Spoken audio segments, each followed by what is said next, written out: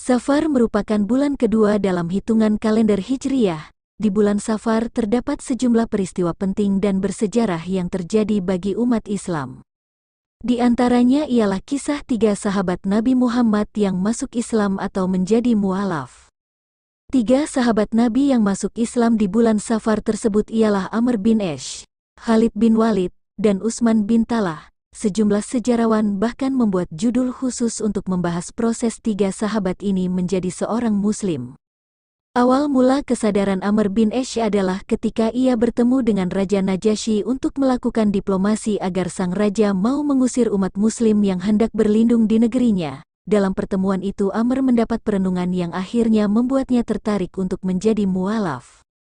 Sebelum peristiwa hijrah ke Madinah, umat Muslim pernah hijrah ke Ethiopia yang saat itu di bawah kepemimpinan Raja Adil dan Bijaksana bernama Negus, seorang Nasrani yang taat. Berbagai penindasan yang dialami umat Muslim di tanah Makkah membuat mereka harus segera mencari tempat aman agar bisa menjalani hidup lebih tenang dan beribadah lebih leluasa. Pada bulan Rajab tahun kelima dari kenabian sejumlah sahabat hijrah ke Ethiopia.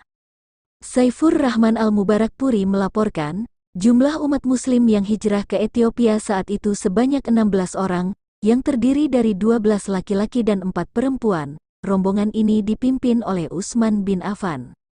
Perjalanan yang dilakukan pada malam hari secara sembunyi-sembunyi ini hampir saja digagalkan oleh orang Quraisy. Beruntung, saat rombongan tiba di pinggir pantai untuk menyeberang, datang 2 kapal yang bisa digunakan untuk moda transportasi.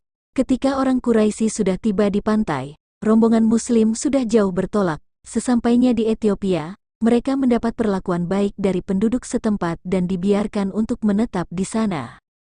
Keberhasilan sekelompok umat Muslim mencari perlindungan ini membuat kaum Quraisy marah besar. Mereka tidak mau ada orang Muslim yang bisa hidup damai. Akhirnya, diutuslah Amr bin Ash dan Abdullah bin Rabi'ah untuk melakukan negosiasi kepada Raja Negus dengan tujuan mempengaruhi sang raja. Dengan begitu, umat Muslim akan diusir dari Ethiopia. Keduanya membawa sejumlah hadiah untuk diberikan kepada raja.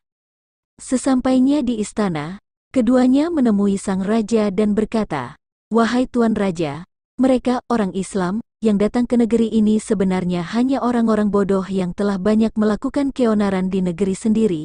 Mereka ke sini bukan untuk mengikuti agama Tuan, melainkan membawa agama baru yang mereka ciptakan sendiri. Kami diutus pimpinan kami untuk memberitahukan hal ini. Harapannya, Tuan bisa waspada dan mengusir mereka," rayu keduanya. Ternyata raja tidak percaya begitu saja atas ucapan kedua orang itu.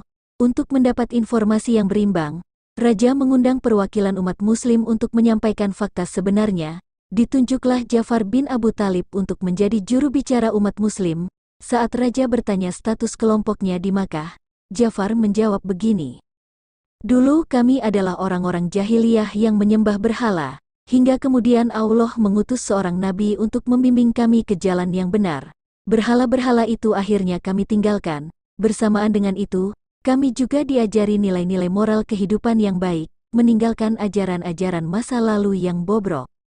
Raja Negus yang sudah mempelajari ciri-ciri kehadiran nabi akhir zaman itu meyakini bahwa apa yang disampaikan Ja'far sebagai kebenaran. Sang raja kemudian meminta Ja'far membacakan sebagian ayat Al-Quran yang dibawa oleh nabi. Ja'far kemudian membaca, Kaf Haya, Ain Sad. Seketika raja menangis dan membenarkan ajaran yang dibawa oleh nabi yang disebut umat Muslim. Tidak hanya itu, saat raja juga meminta Ja'far untuk menjelaskan perihal Nabi Isa.